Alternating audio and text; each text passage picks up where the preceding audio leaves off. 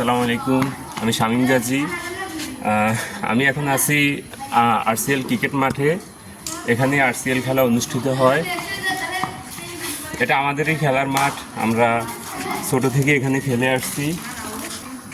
বিগত 3 বছর যাবৎ আরসিএল খেলা এখানে অনুষ্ঠিত হচ্ছে। আপনারা এবছর আরও নতুন দুই দল এখানে জয়েন নিচ্ছেন, পরানপুর, আশরাফপুর। আমরা যে 4 গ্রাম আছি, আমরা তো আরসিএল সম্পর্কে জানি, মাঠ সম্পর্কে জানি, কিন্তু নতুন যারা আছি তারা তো জানি না। আমাদের এই মাঠে আরসিএল খেলাটা অনুষ্ঠিত হয় 6 জন প্লেয়ার নিয়ে। আরসিএল খেলাটি তাজুল ইসলাম রতন ভাইয়ের নেতৃত্বে হয়ে থাকে। আর এখানে কিছু নিয়ম কারণ আছে, ওই নিয়ম দিয়েই খেলাটি প্রতি বছর হচ্ছে। আরসিএল খেলা আইপিএল এর স্টাইলে হয়ে থাকে। আর এখানে নিলাম হতে শুরু করে সব কিছুই হয়। খেলার নিলাম শুরু হবে কোরবানি ঈদের আগের দিন, আর খেলা অনুষ্ঠিত হবে ঈদের পরের দিন।